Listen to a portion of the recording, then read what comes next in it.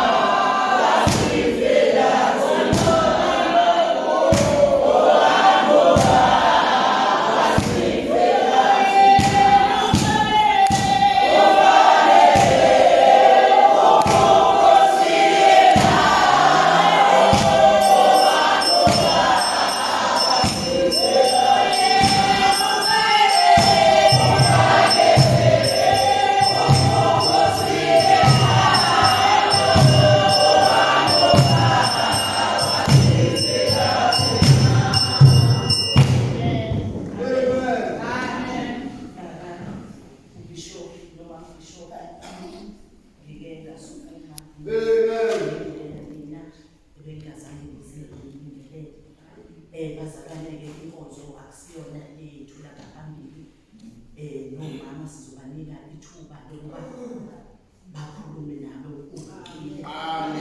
Ivukile inkosi yamakhosi njengoba ngithi ufanelwe inkosi yena owanqoba ngoba webazalane uma uJesu eyobethelwa sifanele ayondwatshwa ayahamba amabutho aya kuPilato afike athi kuPilato sizocela amasosha azogada ngoba lo muntu asimthembi.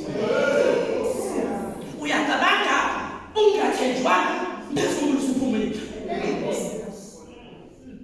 Bamshayile bamenza konke usefikile manje usethuli bayambona esiphambanweni kwenzeke konke phambi kwabo kepha bakhuluma isimanga segama baya kuPilato bayothi cha sicela amasosha azomgada lo muntu ngoba lo muntu asimthembi.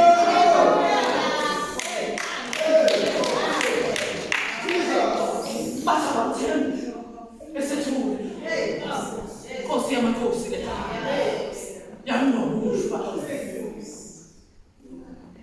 ngiyamthanda makhoma lesafundisi lapha uthi akutwethe isivesi yethu unamba 7 webazalwane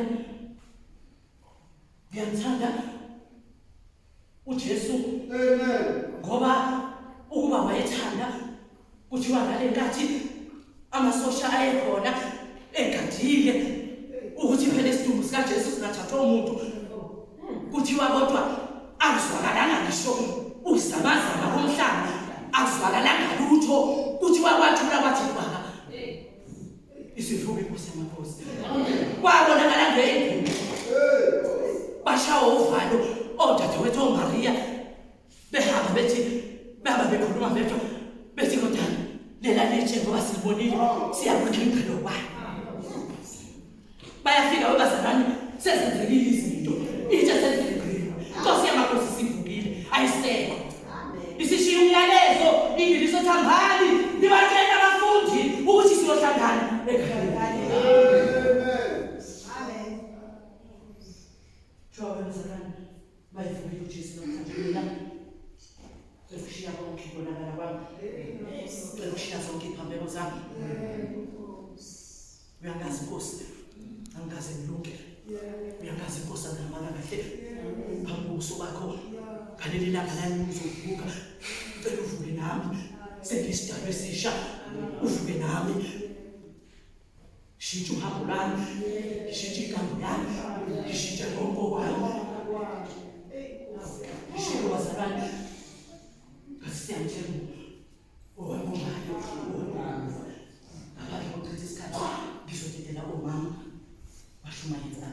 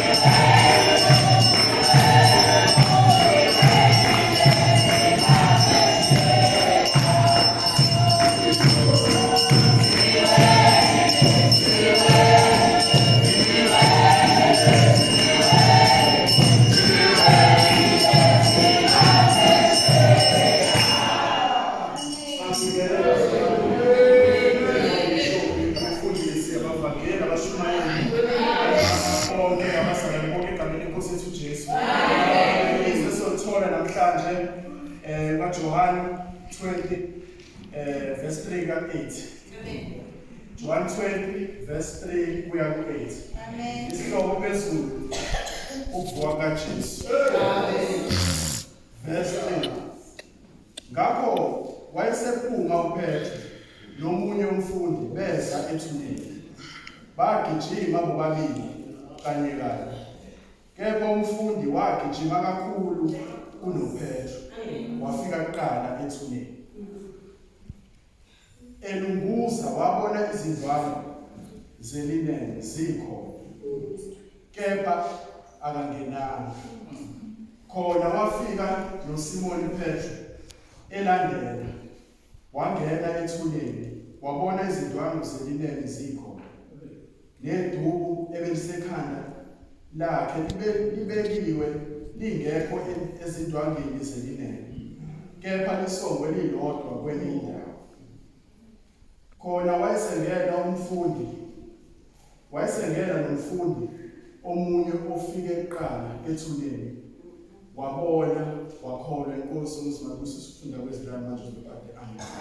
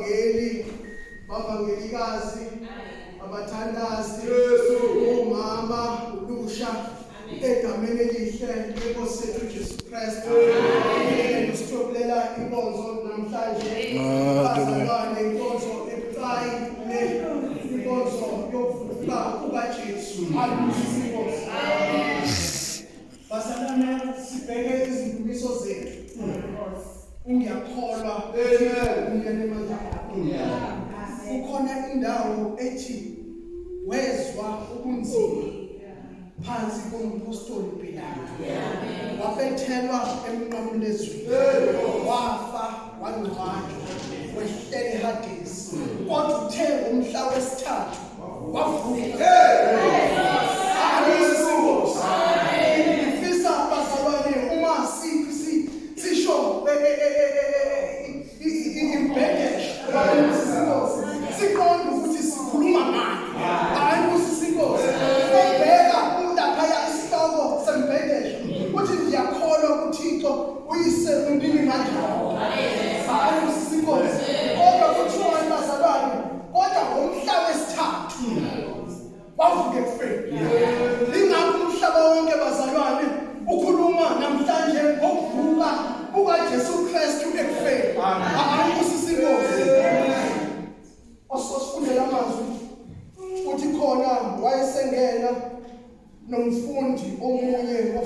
wahlala wabona wakholwa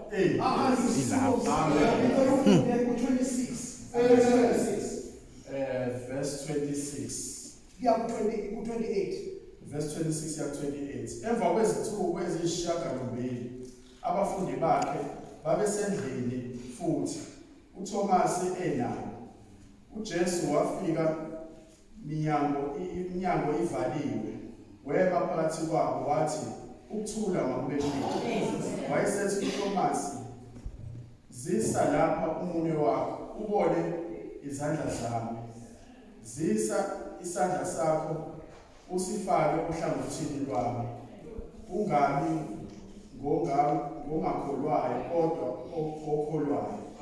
Verse 28 uThomas waphendula wathi kuJesu Nkosi yami uNkulunkulu wami amen. Bazalwane sila sisenkonzweni yovuko bazalwane.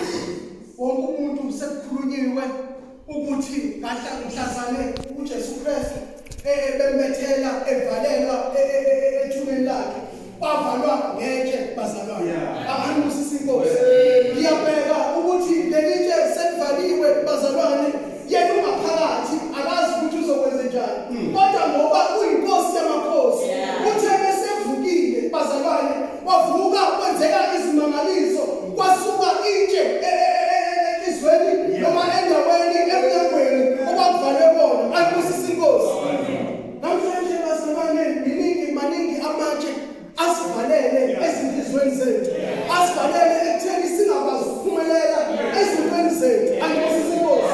Amanye asivalele kukhona ngalesikhathi bazalwane siphile emhlabeni baba bishop abantu abayithanda intengo kukhona ngalesikhathi usaphila bese kuvalwa iminyango bazalwane kuvalwa iminyango yempumelelo kwesinye isikhathi kuze kuvalwe nemizi kuthiwa kulo muzi akusophinde kube khona umuzi ozovuka ayibusisa singa uzokaka lezo zinto bazalwane sizokhulela ukuthi mase sifikile kule mizo mase sisesazi ukuthi uJesu Kristu uvukile itshe liphindwe sibe nokukholwa bazalwane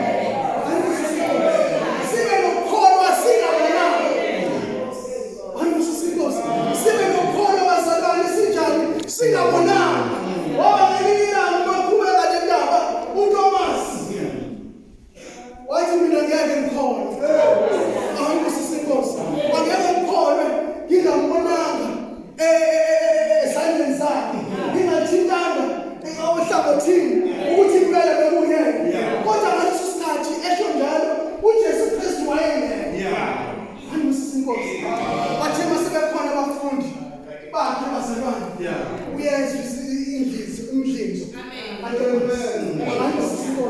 ayibusisa umdlinzo kaThomas ukuthi cha wena impela ubungithanda kodwa ubungakholwa ayibusisa inkosi ngoba khona abantu abasho ngomlomo ukuthi siyamlandela basho kakhulu abathi siyamazi uJesu Kristu kodwa bakholwa imisebenzi yakhe ayibusisa inkosi ukuze kuphele lelo tsheke elikwena ngaphakathi ukuze ukwazi ngempela uJesu kufanele ukholwe engakasho uJesu Kristu uyayizwa umdlinzo kalele yalizizwa ithi sondela isala kumina isala thinta la esandleni ungizwe ukuthi ngithini ukuthi uzwe amanxeba ukuthi impela ubona ngempela yini sondela kuze la ohlangothi laba bengigwasa khona ungithinte uzwe ukuthi mina ngempela ngoba uJesu Kristu uyazi umdlinzo yakho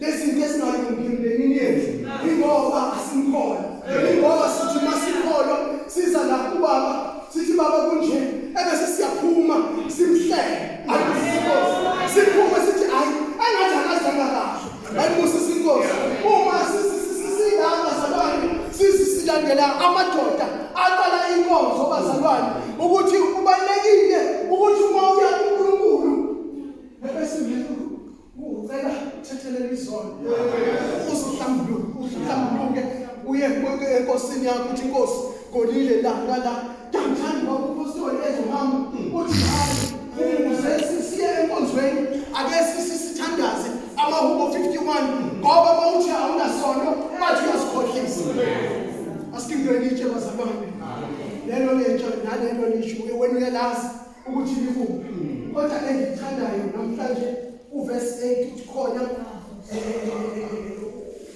wayesengene abafundi babe babili abantu babe babili engathi bakumarathon besetsheliwe besebetsheliwe amakhosikazi ukuthi ayibo kuyonakala ethuneni bahamusa inkosi khona into esingayiboni kahle ethuneni bathi bazalwane bagijima abafundi abantu ababili ayimusa inkosi ubona ukhona oyemfundi kaJesu kodwa kukhona oyekesiwe umfundi kaJesu ayimusa inkosi bagijima bobabili izizwe lenkosi lo athi bayimazi kangcono wasalela emuva ayimusa inkosi lo esisimazi ukuthi umazi kangcono ayimusa inkosi wasalela emuva ayimusa inkosi ngoba kukhona ikhathi la kufanele khona sincikisane siye kubaba ayimusa inkosi kodwa wena mawunobabazane enhlizweni kuyenzeka usale ngemuva ebesivangeli laseJerusalema ithathwe yabanye ayimusa inkosi elifundisiwe ngenkonzo yaseJerusalema kodwa wena usalela ngemuva kodwa abafundi ababili noma abantu ababili abezwa ukuthi uvukile bathunyelwa bagijima lo omfundi kaJesu inyawo zenze njani bazalwane sadonsela wangena wasithola isibusiso umuntu obengamazi nokuthi kade ehamba kuphi engazi nokuthi uJesu usindisa amakonjani wafika kuqala ayimusa inkosi thembe sengenile wangena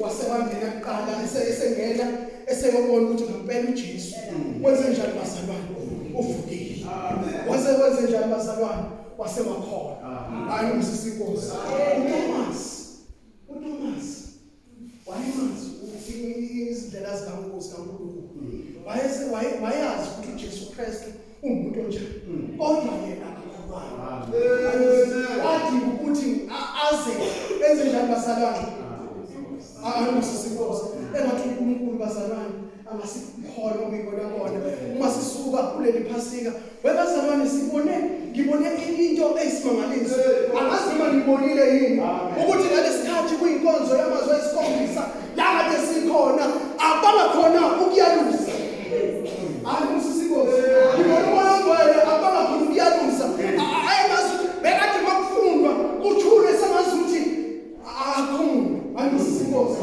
noma shukelo kodwa uxokozela bangakhona basoka bazalwane namhlanje leli phasika namhlanje belizovuselela wena nami ukuthi izinto zethu noma ngathiwa kukhona abayibophayo bazoba khona kodwa asiqaqeke zizoqaqeka konke obekuvalwe usathane kuzovuleka kulona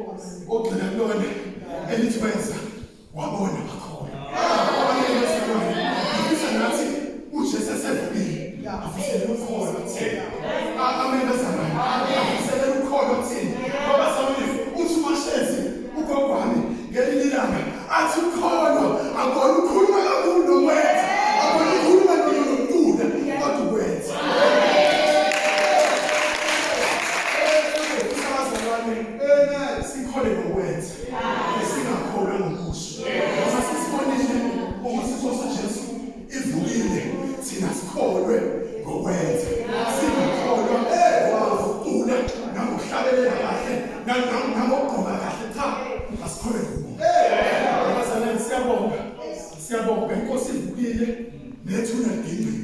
Ngiyamthanda uGatsha usikwehlela ngezansi. Athi uthula ngakwenini. Ngiyamthuma namhlanje emathetheni isona sabo. Bathetheni. Emabamba ngaso abanje. Usabenjalo basalwane. Enkosini uvuka kaJesu. Kusenze zethu akubekho ukuthula.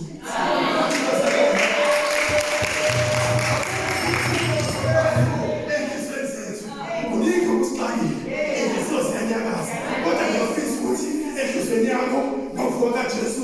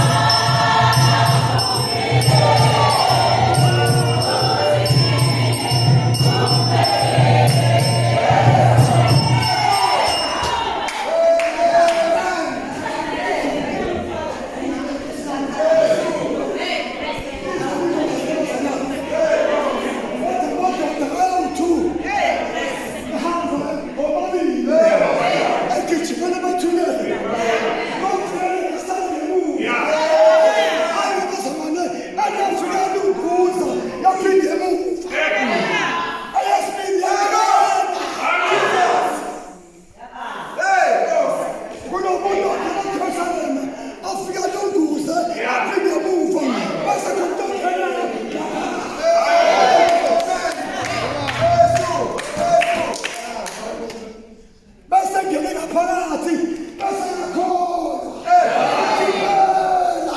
uvukile.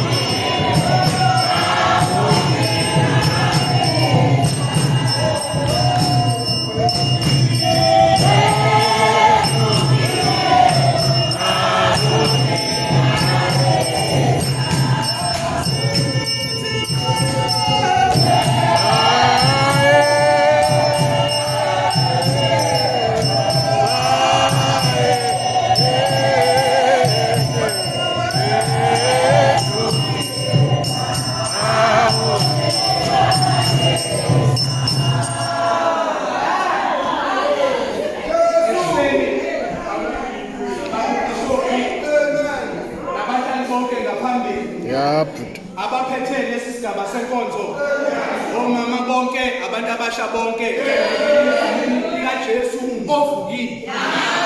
Abazalwane sila kule nkonzo kubagatsheni athi amadoda agijima womabili. Kukusangathi ila emhlabeni noma angithi la ekholweni. Uma ngabe sizogijima ngandawonye, kodwa sihamba sehlukene asifani. Kukhona abanye abahambe bazongena ekholweni ngenxa yento ebebaphusha ngemuva.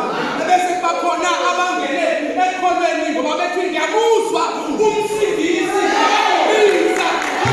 Umsindisi umsindisi kuba amuzwe umsindisi abiza. Manje namhlanje usuku lokuvuka. Wehlukile uJesu. Wehlukile. Ingakho nabo bonke abamlandelayo behluka noma ngabe sekufika abantu bonke bethi siyakholwa kodwa ohamba naye ehluka. Jesu nawumyalezo omncane bese ngihlala phansi. Zimbili izinto ezenzekayo kulo Jesu. Uma ngabe sesiphambanweni ufike emhlabeni ibandla leumzimba ongenakhanda. Uma ngabe eselithwalele ibandla ikhanda lithi iBhayibheli waligebisa ikhanda waseyathi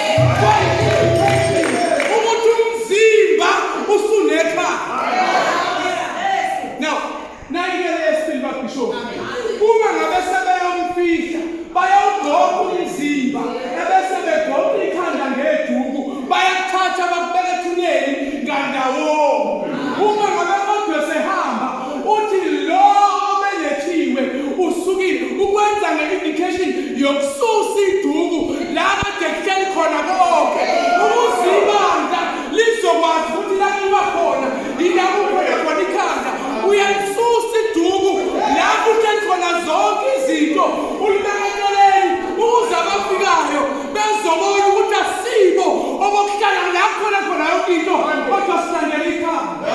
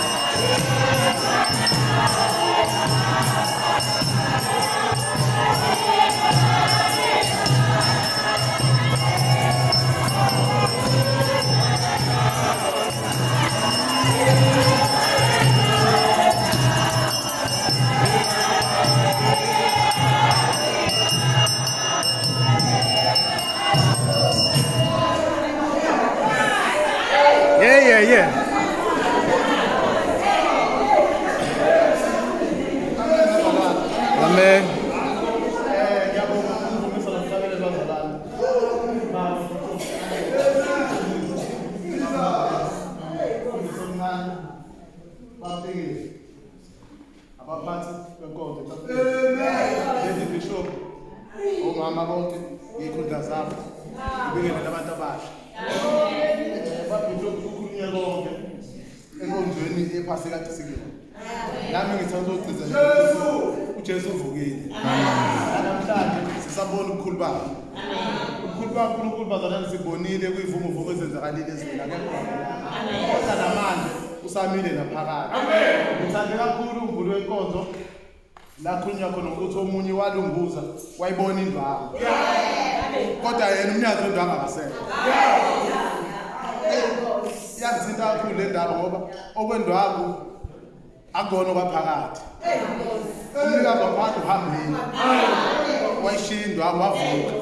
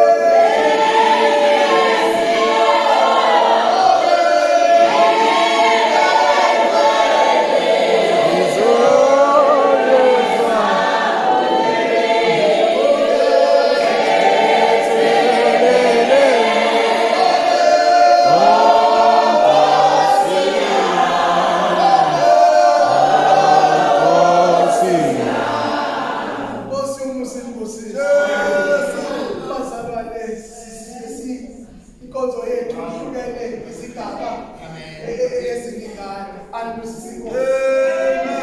Esikhuluma bazalwane. Uze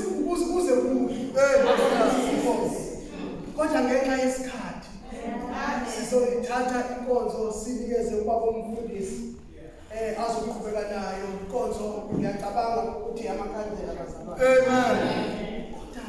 bazalwane ngabanye bekufanele sikhona. Hayi usisibo. Besifanele sikhona masikhathi.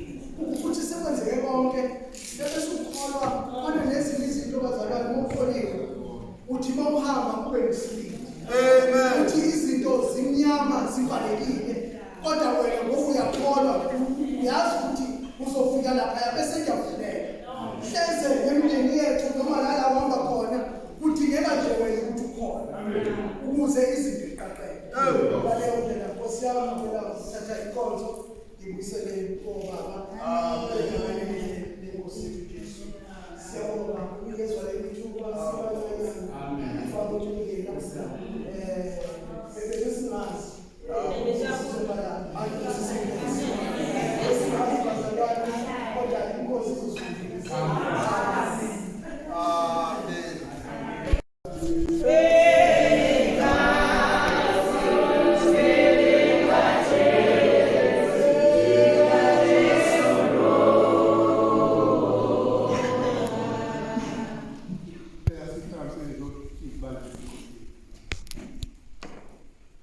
Baba nazo izibani sesisikhathini Nkosi yamakhosi sibonga ubukhosi bakho sisibusela Nkosi ezulwini sithwele Nkosi yamakhosi wehlisela ukukhanya ibandleni lonke wehlisele Nkosi ibandla wehlisele Nkosi ukukhanya kubazalwane bonke abakhanyisa izibani emagomeni nakubeni amanye ngomhlaba Siyabonga Nkosi siyabonga usenze Nkosi izinto ezinhle nangolo nyaka Nkosi ka 2021 sicela Nkosi usenze izinto ezinhle sinamaphupho Nkosi amahle sicela ukukhanya kule era osibeke kuyona usinike Nkosi amajubhili amabili sinejubhili ka 2024 sobe sibonga Nkosi iminyaka e100 sala Nkosi ibandleni nejubhili elandelayo ka 2027 from 1977 to 2027 sikuba iminyaka ewu50 years saba umpostoli sigcina Isigaba. Nkosi abanye kuyenzeka impilweni zabo bangaficilele lodwa ijubhili thina Nkosi usenzele umusa lesikhathi sinamajubhili amaningi lapho Nkosi masikhanyisa lezibani sicela uthi konke lokhu sibika umvulo sokwenza uJesu Kristu Nkosi yethu manje phakathi. Amen.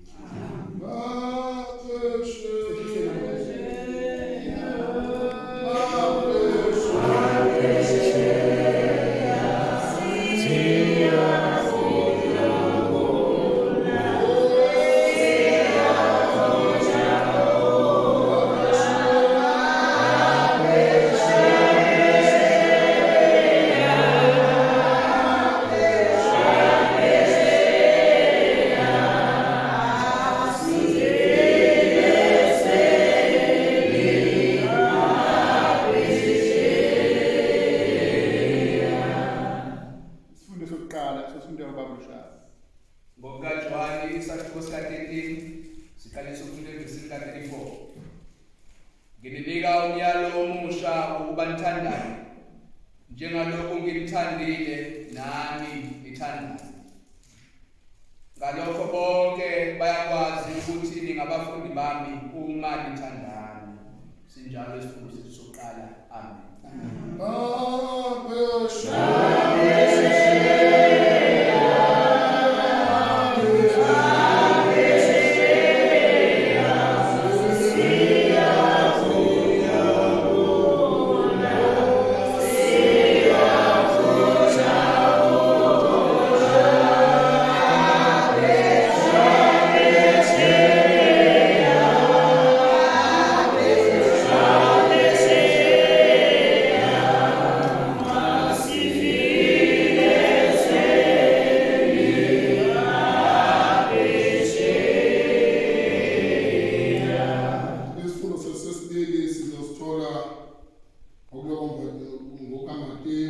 Chapter 16, sikale kufunda evesini lika 16 kuya kwelika 18.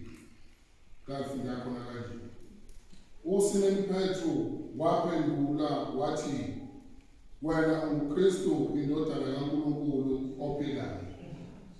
Jesu waphendula wathi kuye, ubusisiwe wena Simoni kaJona, ngokuba inyama negazi akukwambulelanga lokhu, kodwa uBaba osezulwini.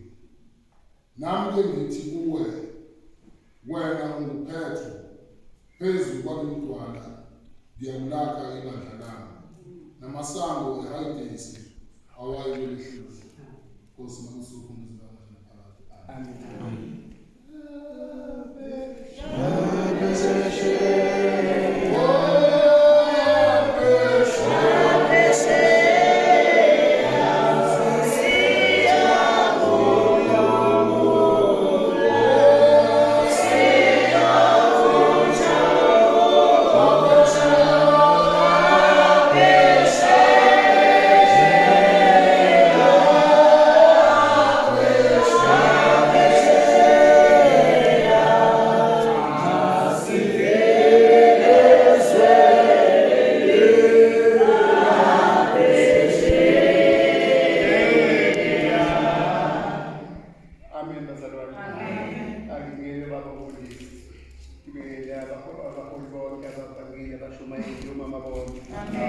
Siyabonga uNkulunkulu bazalwane benathi kuzo manje. Amen. Sesayiphetha inkonzo kaNkulunkulu asiphile yona usuku lwesithathu seswenzile umsebenzi. Amen. Sibonga zonke izintshumayelo esizitholile. Amen. Ngeke ngisaqala phansi. Engicelayo ngicela ukuthi ningabi noyedwa kuthina onembali yemfelo. Khona abantu bazalwane abanamabhaki emfelo. Amen. Imfelo ithi noma isingenile isitholile ukudla bese inyathele nyawo igqoko, kodwa yona ingene endlini ilambile, kodwa isingaphakathi igqoko. Thina uNkulunkulu usenzele umusa kusukela inkonzo iqala kuze manje. Ngicela ukuthi enqe umusa kaNkulunkulu ube phezulu. Amen. Nginika umyalo omusha uJesu Kristu asinika wona, nami nginika wona namhlanje umyalo okuthandana. Uthanda umzalwane wakho ngoba uJesu Kristu wasithanda. Silaba bazalwane sibhubha ngenkonzo ngenxa yothando uNkulunkulu asithanda ngalo. Manje umyalelo osemqoka ukuthi nathi masithandane. Amen. Manje ume ekambi lakho wathanda umakhelwane wakho, wathanda nalokho okuzondayo, yome uqedile. Amen. Ngoba uNkulunkulu welethe uthando emhlabeni. Amen. Lokho ungabayeka bagqume kakhulu. Wena ungasagcumanga ukuthi uNkulunkulu akaphili ukuthi ugqume kakhulu. Futhi ngenzeka ukuthi uNkulunkulu akaphile ushumayele. Khona esingabazi bendana beshumayela. Amen. Amen. Awuzukuba nalo lelo thuba ngoba uNkulunkulu akaphile lo. Wena umothande umakhelwane wakho wathanda umuntu, uyobe uqedile. Uyongena izulu ushiye laba kade beshubela kulo abaphile, ngoba khona abaphile ukukhuluma, khona abaphile ukushumayela, kodwa abangaphile uthando uNkulunkulu ehla ezulwini ngenxa yothando. Yilowo myalezo enginika wona, umyalezo wothando. Owesibili, nina niyitshe. Amen. Nidwala uthi uJesu phezu kwaleli dwala lokwakha ibandla. Amen. Namhlanje uthandile uNkulunkulu ukuthi lenkonzo asoyenzela la eHlalankosi. Amen. Umusa lo kaNkulunkulu bazalwane, lenkonzo besoyenzela ePhashefstini, kodwa uthande ukuthi azoyenzela phezulu kwedwala. Amen. Phezulu kwedwala. Amen. Dada bekhona uBaba omkhulu. Namhlanje kumindeni nibele ibandla lonke nakodwa likho lonke. Ngasihlangene siphakathi amakhandlela sonke njengebandla, kodwa uNkulunkulu ukhethe iHlalankosi la kade kuhleli khona inkosi yethu. Wakasize edwaleni sizobela ibandla. Ngakho-ke uma ulana awuzumele wedwa, awumele nekhaya lakho, umele ibandla lonke ngoba uNkulunkulu akabazwanga ukuthi sihlangane kodwa ngethina asiyize phezu kwedwala. Amen. Ngithiye kuyena phezu kwaleli dwala ibandla lokwakhiwa. Amen. Idwala yilo leli. Amen. Kamsani makhalela.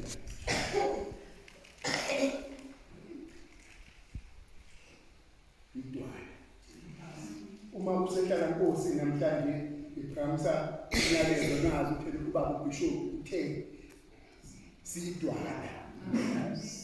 Nina nibele ibandla. Umkhethile uNkulunkulu ukuthi izani edwaleni elubaba uKristu. Amen. Sizophakamisa amakhandlela.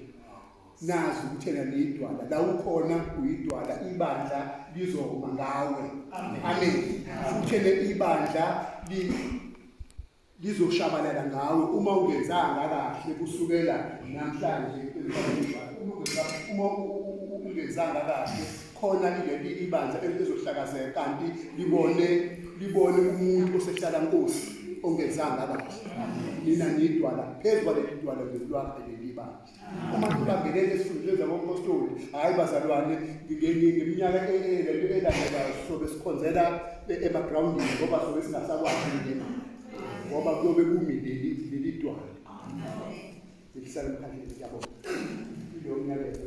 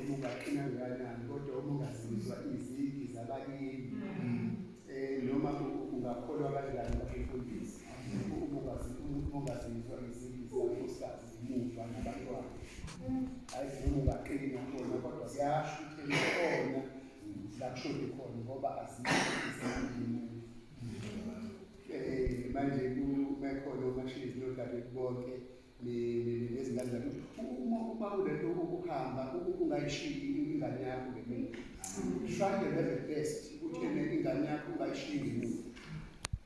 Ngiyabonga uma sheza abancane nabo sisibamba lapha ngemuva. Angibavusayo ukuthi bavusa ngoba ngibona amanzi awekho ngazi bonke ingane idlala ngazo. Kodwa nabo idwala. Amen. Ngiyabonga nonke ukukhona bazalwane. Inkosi manje ukuze bephakade. Amen. Ngibela lokuvake bazalwane ithole isibusiso sisocula ihlelo lesizwe ulasiqeda khona sophakamisa amakhandlela akhatha siphule lokaqeda sokubambisa amakhandlela ngaphansi asesenze isibusiso.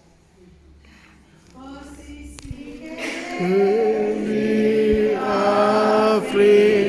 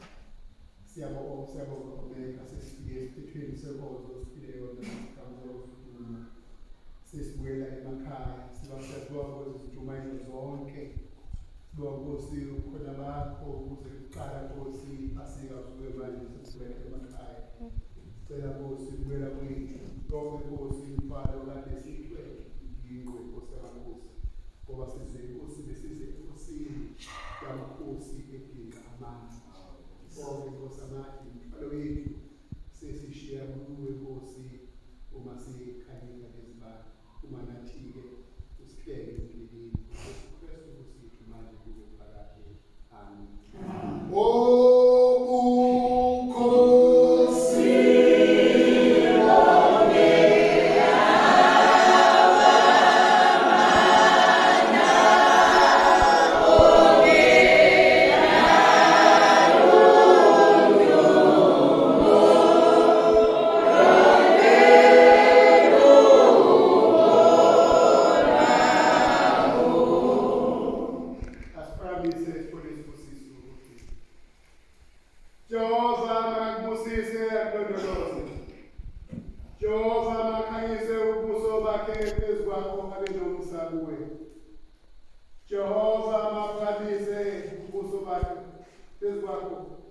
Akuphe ukuthula ngoJesu Kristu kusithu manje kuphakade amen.